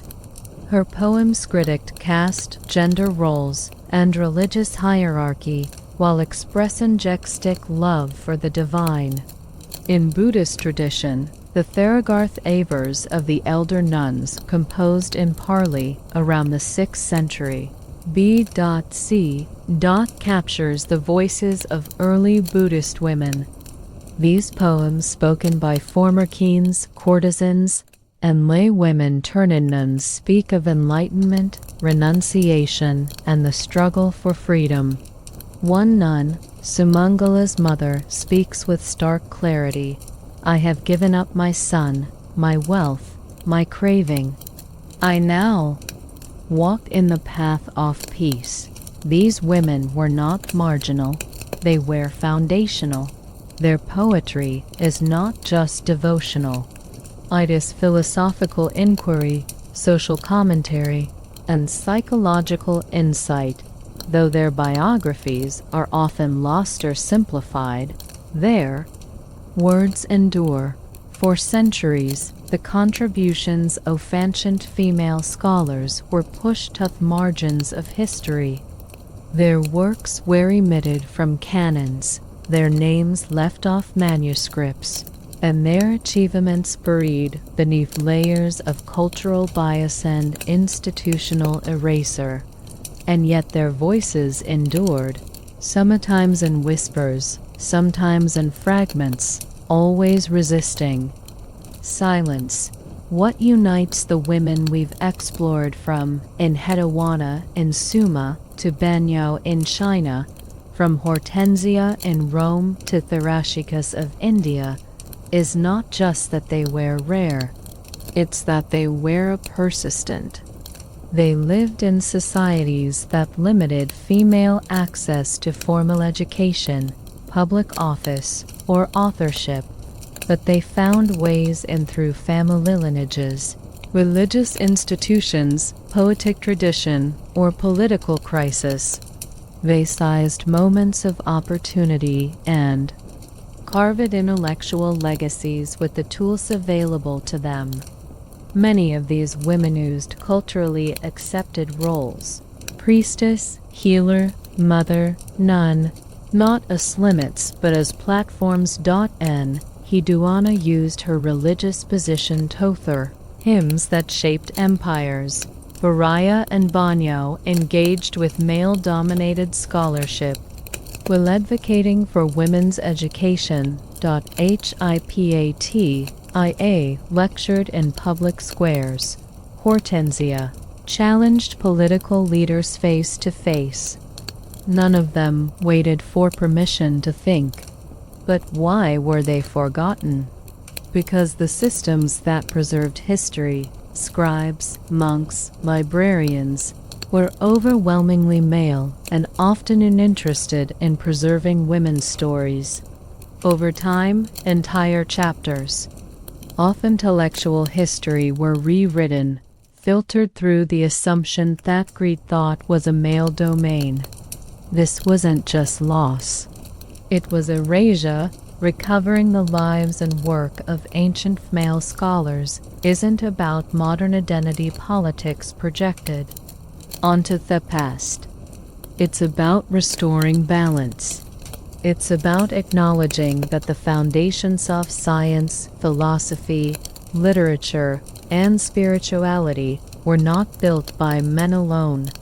Women were always there, observing the stars, writing poetry, debating law, healing the sick, and asking hard questions about life and truth. Their stories change how we understand the past. More importantly, they challenge who gets to shape the future. Because every time we unearth a forgotten scholar, we rewrite what knowledge means and who it belongs to. And in doing so, we don't just honor their legacy, we extend it.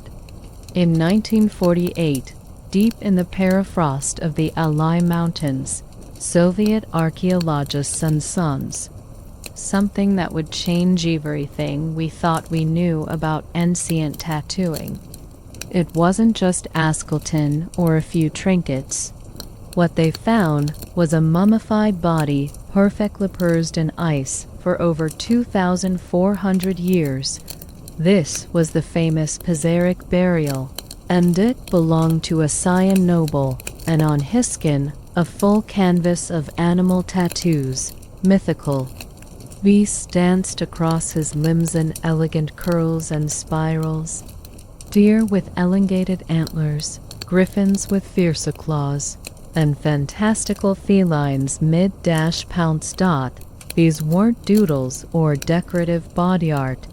These were sacred symbols of power, identity, and status. In Science Society, tattoos told stories. Who you were, what you'd done, and how high you ranked. This particular man had been buried with elaborate clothing, fine gold jewelry, and a team of sacrificed horses. Yet even without all that, his tattoos alone would have revealed his elite status. The placement of the ink across his arms, shoulders, and legs suggests a tradition reserved for the nobility and warrior class. You didn't just walk into a Saiyan camp and ask for a tiger on your back. These designs were earned. And the technique, primitive, yes, but remarkably precise. They used bone or bronze needles to pierce the skin, rubbing in soot or crushed charcoal. The pain was intense, but that was part of point. Enduring the needle was a rite of passage, a mark of toughness. And when you died, those tattoos would journey with you into the afterlife, your spirit cloaked in symbols of honor and strength. Today, the Pizarric mummies are housed in Russian museums, but their legacy still pulses beneath the skin of tattoo artists and anthropologists alike.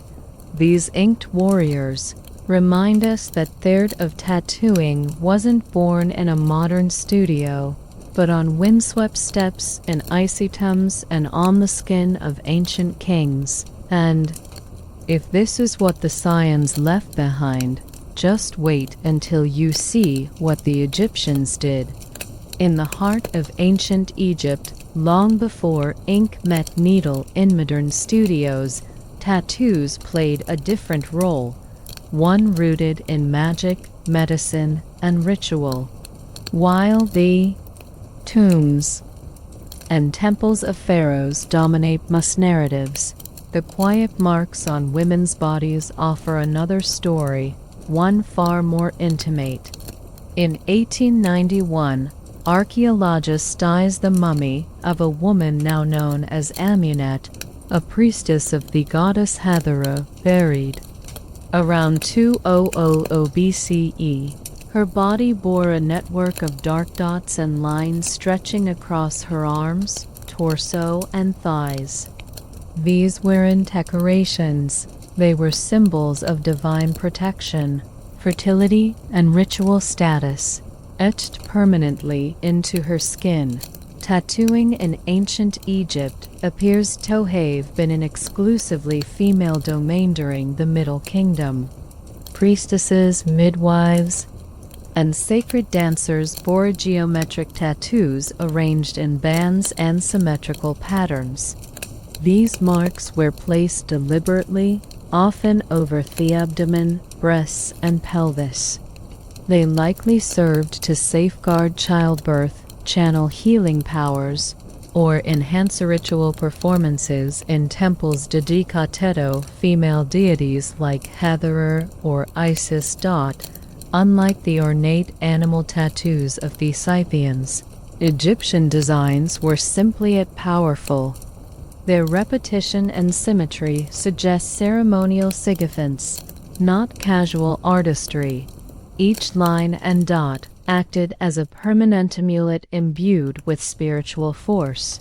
The tools used were crude by modern standards. Bronze or copper needles, sometimes sharpened. Bone dipped in pigment derived from soot or indigo. The pain was considerable, but pain was part of the rite. In some cases, tattooing may have been accompanied by hymns or incantations, transforming the procedure into a sacred act. Murals from Thebes depict female musicians and dancers adorned with similar markings, suggesting tattooed women played visible roles in religious life. Their movements, choreographed and rhythmic, would bring tattoos to life during ceremonies. Where the Scythians wore their myths like armor, Egyptian women wore their prayer stitched into flesh, meant to protect, heal, and honor the divine. Next, in the far islands of the Pacific, tattooing evolved into an entire language, a biography etched across Thebes. In the vast stretches of the Pacific Ocean, tattooing became more than tradition. It became identity. Among Polynesian cultures, particularly in Samoa, Tonga, and the Marquese Islands, tattoos known as tattoo were living texts. They carried the weight of ancestry, rank, courage, and spiritual connection. Every curve and line had meaning. And to be untattooed was in many communities to be unfinished. Unlike in Egypt or Saya, Polynesian tattoos were vast and highly visible. For men, they often extended from the waist to the knees, wrapping around the thighs, buttocks, and lower back. This elaborate design, called the pair in Samoa, could take months or even years to complete. The pain was staggering, the process brutal, but the result was a masterpiece of personal history. To wear the pair was to announce to the world one's endurance, honor, and connection to ancestors. The tools used were as symbolic as the designs themselves. Tattooists known as Chafuger wielded handmade combs crafted from boar tusk or turtle shell. These were dipped into a soot-based pigment and struck with a mallet to drive the ink into the skin. The sound of tattooing, the rhythmic tapping of bone against bone, was as much a part of the ritual as the ink. Women too were tattooed, though their patterns were typically similar and located on the hands, thighs, and around the mouth. In some regions, the malu, a delicate teasing etched across the inner thighs, marked a woman's grace, maturity, and readiness to serve her community. These tattoos, while less expansive than the men's, were equally sacred. Tattoo ceremonies were social and spiritual events. Families gathered, songs were sung, prayers were offered, blood, sweat, and ash mixed into a rite of passage that connected the living with the dead. It was believed that ancestors watched over the ritual, guiding the tuffeg's hand and blessing the recipient. To be tattooed in Polynesia was not a fashion statement.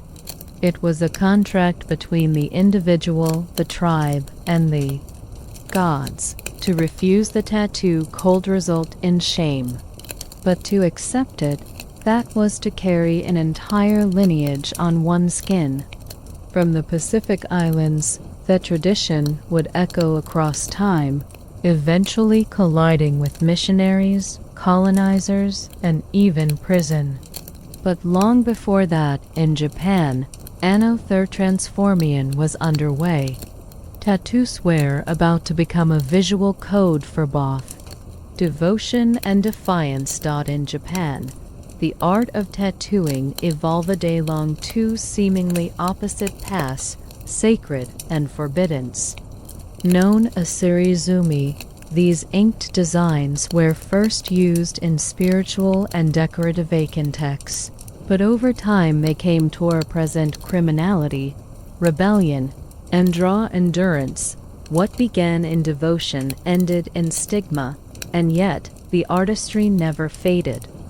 Early evidence of tattooing in Japan dates back to the Zhou period over 10,000 years ago. Clay figurines from this era show markings believed to represent body tattoos.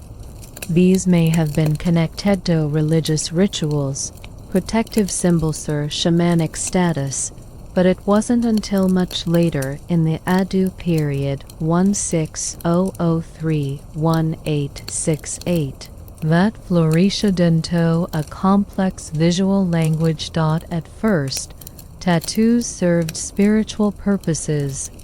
Some Buddhist monks had sacred Sanskrit characters tattooed on their arms, a physical manifestation of their vows and meditative focus. Certain designs were meant to protect the wearer from evil spirits or to act as permanent prayers. Others reflected a monk's personal devotion to canon. The body set off compassion, but as time passed, Yumi drifted into darker associations. During the Edo period, the government used tattoos as a form of punishment. Criminals were marked with symbols on their foreheads or arms to brand them for life. These forced tattoos were not decorative. They were humiliating, designed to isolate offenders from society forever. Yet, in an ironic twist, these marks became the roots of resistance. Outlaws, gamblers, and eventual members of the Yakuza underworld embraced tattooing as a badge of honor. They transformed the stigma into a spectacle, covering their bodies with sprawling hand-poked tattoos depicting dragons, koish, tigers, geishas, and mythological scenes. The process was excruciating, often done with a long metal needle called a nomi and a steady hand, applying ink slowly over weeks or even years. These full-body tattoos hidden under clothing became symbols of strength, stoicism, and loyalty. In Bathis, where clothing was removed, one's inked legacy was revealed, bold, intricate, and deeply personal. Despite being illegal or frowned upon, Ayumi served as an underground art form. Tattooing in Japan became a mirror of society's contradictions. Spiritual yet defiant, sacred yet criminal. A monk might bear ink to honor enlightenment, a gangster to honor his good. And while Japan's ink danced between light and shadow across the ocean, the indigenous peoples of the Americas were carving ink into bone to honor family, territory, and the spirit world. Long before Columbus set foot in the New World, the indigenous peoples of the Americas had already developed rich, diverse traditions of tattooing, each deeply tied to land, lineage, and the sacred. From the Arctic tundra to the jungles of Central America, body ink served as a living record of one's heritage, achievements, and spiritual standing. Among the Inuit of the Arctic, tattooing was often a female rite. Women wore fine dark lines across their faces on the chin, cheeks, and forehead, introducing a method both primitive and precise. Threads were dipped in soot and pulled under the skin with bone needles. These facial tattoos were more than adornments. They marked a woman's readiness for marriage, her connection to the spirit world, and her ability to endure pain. Some even believed tattoos guided souls into the afterlife. Further south in the forests and plains of North America, many tribes such as Sioux, Osage, and Hawanosi used tattoos to signal rank, bravery, and tribal affiliation. A warrior might receive a tattoo for acts of courage in battle, each designation representing a specific feat or kill. These tattoos were earned, never given lightly, and the stories they told were known throughout the community. That process often involved sharp tools made from obsidian or fishbone with pigmented from charcoal or ground minerals. Tattooing ceremonies were communal and sacred. Elders, shamans, or designated tattooists would perform their rites, often accompanied by chants and prayers. The pain was intense, but it forged resilience and pride.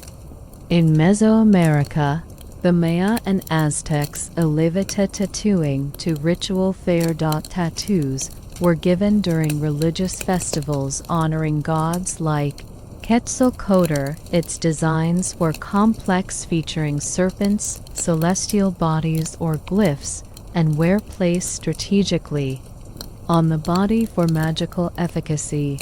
Warriors bore tattoos as marks of sacrifice and status, while priests used them to channel divine energy. Across the Americas, tattooing was never just skin deep. It connected people to their ancestors, their cosmology, and their communities. Each mark was a permanent thread in the tapestry of identity. As colonization swept through the continents, many of these traditions were violent lisprous, but the ink never fully faded. It lived on in secret, in scars, in memory. And thousands of years earlier, across the sea, a mummy buried beneath volcanic ash would leave behind the world's oldest known tattoos, and a mystery still not fully solved. In 1991, 12 hikers in the Ursel Alps near the Austria-Italy border stumbled upon what they thought was a frozen mountaineer. What they had actually found was a man frozen in time, over 5,000 years old. He would be named Ötzi, and his body would become one of the most important archaeological discoveries of the 20th century. But beyond his clothing, tools, and mysterious cause of death, Ötzi carried something even more intriguing. Tattoos. 6 One of them, to be exact. Unlike the decorative or symbolic tattoos found in other ancient cultures, Ötzi's marks were simple. Groups of parallel lines and crosses located on his ankles, knees, lower back, and wrists. They weren't placed for aesthetics. Their locations aligned most perfectly with areas of joint stress or injury as identified by CT scans and X-rays. This led researchers to believe the tattoos may have served a therapeutic purpose. Much like acupuncture, the ink itself was made from soot or ash applied by making small cuts in the skin and rubbing in the pigment, a method consistent with other early tattooing practices. It's astonishing to think that 3,300 years before the birth of Christ, people in prehistoric Europe were using ink and blade not just for identity or ritual, but possibly as medicine. These tattoos stand as the oldest known preserved tattoos in human history. They offer a rare direct glimpse into prehistoric life, a world without written language, but one where the body could still speak. Each line etched into his skin may have been a cry for pain relief, a mark of survival, or a mixture of both. And the fact that these markings endured for millennia beneath glacial ice is nothing short of extraordinary. Unlike the ceremonial tattoos of Egyptian priestesses or the warrior ink of Polynesians, Ötzi's body art was not about honor or status. It was about function, perhaps even healing, but in that raw practicality lay something deeply human. The instinct to leave a mark, to use the body as both record and remedy. Use ink reminds us that tattooing didn't begin in temples or tribes. It began in pain, in survival, in ancient mountains where every scar told a story. And while his were the earliest, they were far from last. In the highlands of Southeast Asia, tribal tattooing became an entire rite of passage, a symphony of courage, blood, and generational memory. In the dense highlands of Southeast Asia, tattooing became a living chronicle etched in pain and pride. Among the peoples of Borneo, the Philippines, and northern Thailand, ink was inseparable from identity. It marked adulthood, warriorhood, spiritual favor, and deep connection to ancestors. Far from decoration, tattoos were treated as sacred inheritances, each line a testament to belonging, bravery, or balance with the spirit world. In the Kinga region of the Philippines, the tradition of BK thrived. For centuries, this ancient form of tattooing was performed almost exclusively by women, known as mamba back. Using a thorn from a calamani tree or a sharpened citrus bean as the needle and soot or charcoal-wallace pigment, the tattooer would rhythmically tap designs into the skin with a wooden stick. The process was slow and painful, but that pain was part of the rite. For Kinga warriors, each tattoo marked a successful hunting expedition. The more Inca a man had, the more respect he commanded. These tattoos weren't just worn. They were earned. The chest, arms, and even the face could be covered with intricate geometric patterns, stylized animals, and ancestral motifs. These were not individualistic stance. They were social proof carried with the weight of tradition and responsibility. Women, too, bore tattoos not for warfare but as rites of beauty, fertility, and readiness for marriage. Their ink represented grace, spiritual cleanness, and familial lineage. It was common for mothers to pass down patterns and placements to daughters, creating living lines of heritage etched into skin across generations. In Borneo, Dak tattoo culture expressed similar values. Spirals, rosettes, and animal motifs were not only beautiful, they were guides in the afterlife. It was believed that tattoos glowed in spirit world, lighting the soul's journey after death. A person without tattoos might become lost in afterlife, unable to find their ancestors. As in many cultures, colonization and missionary influence nearly extinguished these traditions. Tattoos were deemed pagan, primitive, or shameful, but elders in remote villages continued their craft in secret, preserving what they could. Today, there is a revival. Descendants of tattooed warriors and priestesses are reclaiming Bardic, not as fashion, but as legacy. The old patterns are re-emerging, proving that while ink can fade from skin, it rarely fades from memory. Across the sweeping deserts and rocky highlands of North Africa, the Amaze, commonly known as the Berbers, developed a tattoo tradition unlike any other. In this fiercely independent matrilineal culture, tattoos were not hidden away on shoulders or thighs. They were worn boldly on the face, etched between the eyes, across the cheeks, or beneath the chin. Each mark was a sentence in a language older than writing. The story passed from mother to daughter, generation after generation. Berber tattoos known as tishboot served many purposes. At the most basic level, they were aesthetic, believed to enhance a woman's beauty or express her maturity. But on a deeper level, they were spiritual and protective. A small cross tattooed between the brows, for instance,